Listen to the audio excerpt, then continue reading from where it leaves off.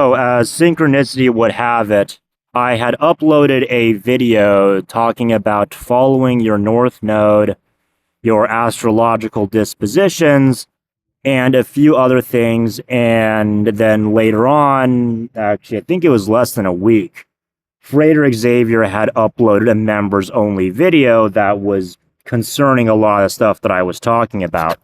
So that was pretty interesting. Now, I'm not going to spoil Freighter Xavier's content because I don't think it's been released to the general public yet. So, you know, if you want to watch it early, you're just going to have to pay for it, or I don't know, maybe get it from somebody else. But I'm not going to spoil it for him or for you.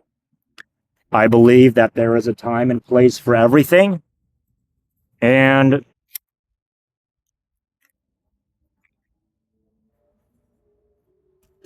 we're going to get right into it. So, today we're going to be talking about statements of intent, making constraints to your statements of intent, and your subconscious condition. Because he was talking quite a bit about the scarcity mindset, in which he talks about a lot, so that's not much of a spoiler. Now, as far as scarcity goes, when you make a statement of intent, no matter how general it is, in fact, if that statement of intent is very general, then it's going to manifest through the path of least resistance. Let's just say you make a statement of intent where you just want to, your statement of intent says you have a lot of money, which I've explained the etymology of the word lot does not mean a large quantity. And what you think it is, lot is speculation. It means there's nothing there. If you have an empty lot of land, there's nothing there. It's just something that you can perhaps sell later on for money, but it's just empty. All you're doing is speculating on that plot of land. It's the same thing as a parking lot, because a parking lot doesn't have any buildings. It's just empty, empty concrete and asphalt that the cars can park in, but it's just flat. At least here where I live in Arizona, we got really big parking lots. I mean, really big. So we're going to go on a little further about this, and we're going to be specifically talking about constraints. So let's reword that statement of intent. Instead of saying you have a lot of money, that statement of intent could be I have an extremely large quantity of money, or I am super rich. I'm like filthy rich. That's pretty vague. And depending on your subconscious programming, and by extension, your astrological placements and transits that are currently going through, when you make and charge your sigil, well, that's going to play a big role. That manifestation is going to follow the path of least resistance. And if my voice sounds kind of raspy and I'm talking really loud, it's because I'm outside and I'm slightly dehydrated. And this is also my second take, where I essentially deleted an entire 16-minute video of me just rambling because of so much background noise.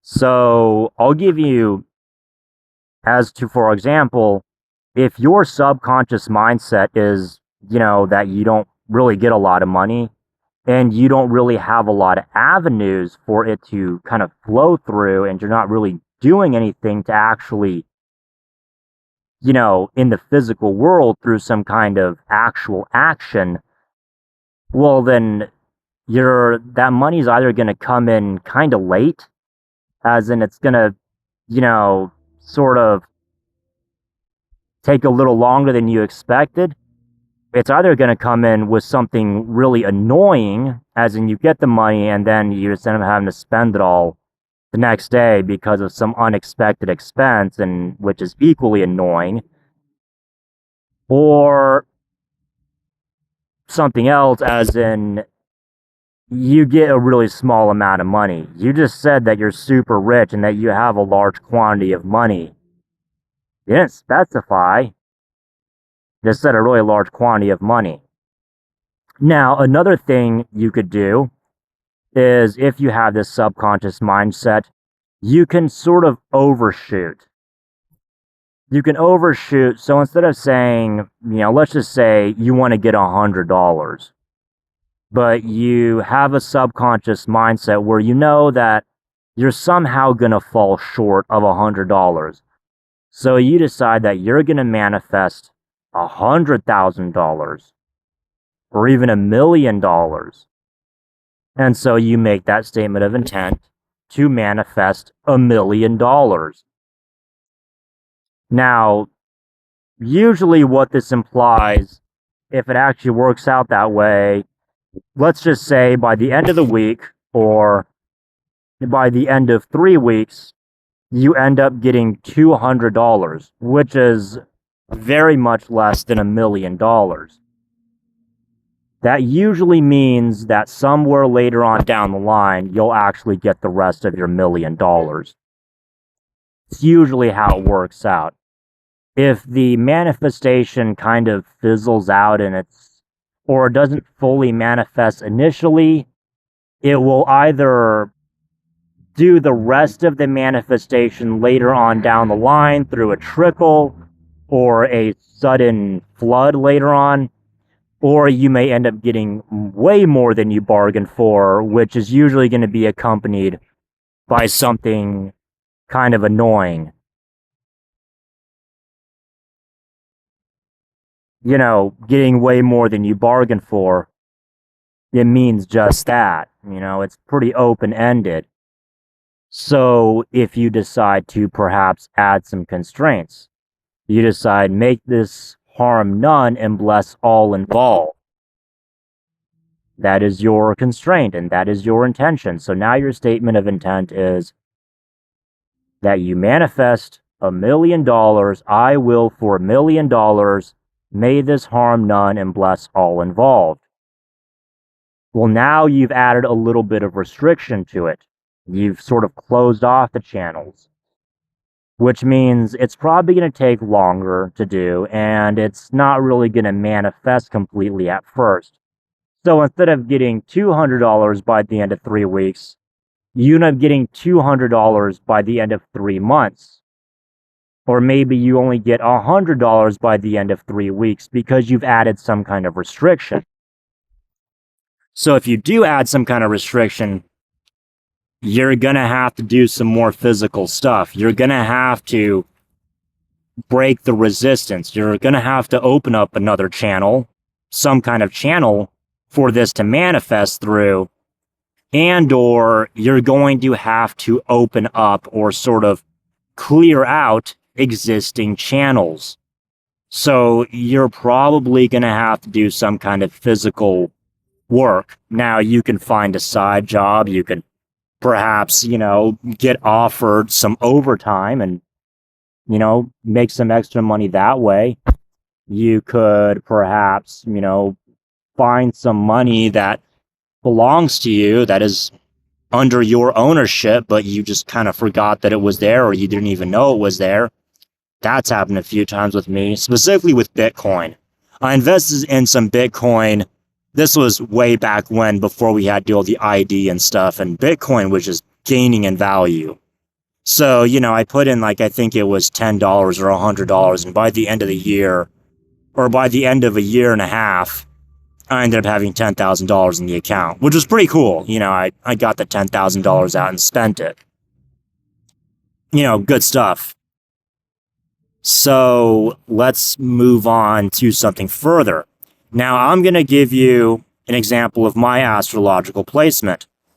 I have Saturn in the first house, and that is the only planet that I have in the first house.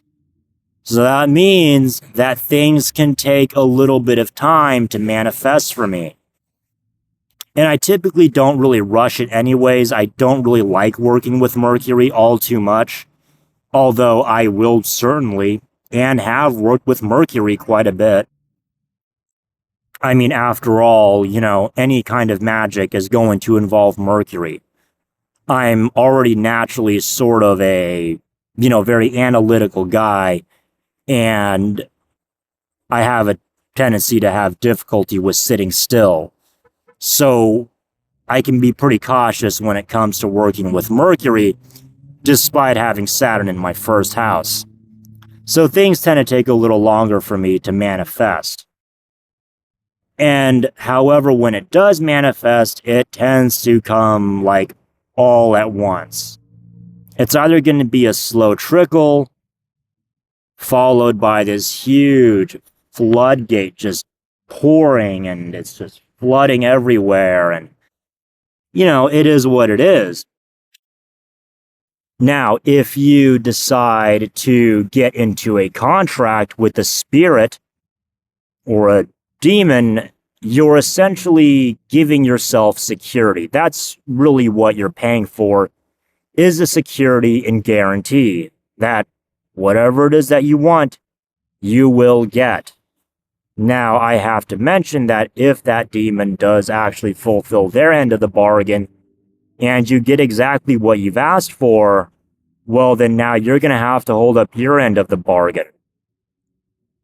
So what it means is when you enter into a contract is you've essentially traded off choice. You've given up any future choice. You've given up any ability or any sort of faculty to get a refund or change your mind or anything like that in exchange for the guarantee that you will have whatever it is that you want.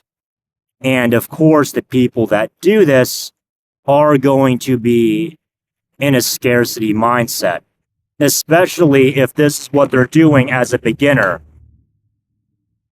Because there's a reason why it's not beginner friendly, although it appeals to beginners a lot. It's not considered beginner friendly because it's very dangerous and it carries with it a lot of implications. If you are the obsessive and analytical type, it could actually be quite effective for you, as not only does this kind of magic work well if you're obsessive, given that the demons, the fallen angels, or the jinns, which I have to make a distinction that demons and jinns are not one and the same. They are two different classes of entities.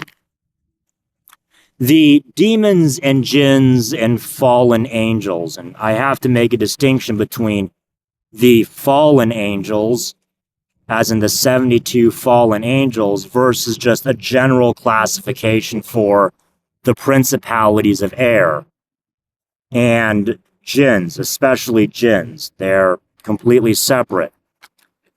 Now, as far as you getting your security and everything, you kind of have to be obsessive about this, because if you start slacking or you decide you don't really want to do this anymore, maybe you're tired of all the money and fame. You just want to have a normal life, or you're tired of just sleeping around and having sex with a bunch of women. You just want to settle down in a relationship or whatever.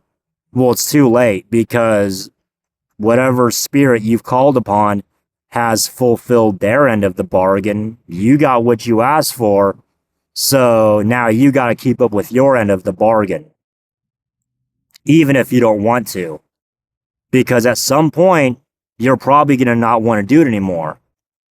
But because you got yourself into a contract, if you don't do it, you're going to get your ass kicked, and you're going to get your ass kicked pretty hard. Most likely in a way that you're going to learn your lesson and just keep up with your contract. So as for that, it's not considered beginner friendly, because if you look into other avenues of magic, such as with sigils or candles or, you know, various other forms of magic, especially chaos magic, then you realize that you probably may not have to call upon demons and do that kind of stuff. But, however, the guarantee isn't necessarily there, because if you're doing sigils or candles or statements of intent, there's a lot more things that can go wrong as far as just not even manifesting at all, or backfiring to where you actually don't even get what you want, you get the exact opposite of what you want. Now, the demons essentially sort of just guarantee that, because instead of your subconscious having to fill in for everything, the spirits are filling in for everything. And they're doing all the extra work. So you're essentially giving up stuff on the front end. You're gaining more on the front end, but you're going to be paying more on the back end. And of course, this is going to appeal with people in a scarcity mindset. Now, as for me, I will admit that I have gotten myself into a contract. I'm not going to explain what my contract is or what it entails, but I got into it because, the only thing that I knew about magic at the time was, hearing about celebrities selling their souls to the devil, selling their soul and signing their name in blood, and that would certainly explain why they are stuck doing this kind of stuff well into their 80s, along with all kinds of just outlandish behavior that seemingly didn't make any sense to me. Well, now I know that, and at the time, I was in a really tough situation. It was financial problems and some minor health problems. However, because of my lack of finances, the health problems kind of escalated, and the health problems escalated, therefore kind of affecting my ability to work and just my overall ability to function in the world, to where it sort of became a compounding problem, a feedback loop. Thankfully, with my resolve and my strong willpower, along with, my scarcity at the time, I got myself into a contract. And while I have kept up with my contract for the most part, there were a few times where I faltered and kind of, wasn't really keeping up with it. I paid a heavy price and I just went back to doing it. But that's the price you pay if you get yourself into a contract. And I think that'll be about it for this one. I want to thank Freighter Xavier for uploading that video. I enjoyed it. However, it is members only, so I can't be spoiling that for you. Go check him out at Mind and Magic. And I wanted to add another thing, that I've noticed that there doesn't seem to be much of a rhyme or reason to the view counts on my videos. As for watch time, it's pretty consistent across the board. So I can only chalk that up to there being a handful of regular viewers really getting into my content, or into our content, and then the rest of them, just kind of shows up in someone's feed and they click on a short or watch about 10 seconds of the video, and that's it. However, I want to thank all of you for participating, and I wish the best for you and the best for everyone involved. Take care, everyone.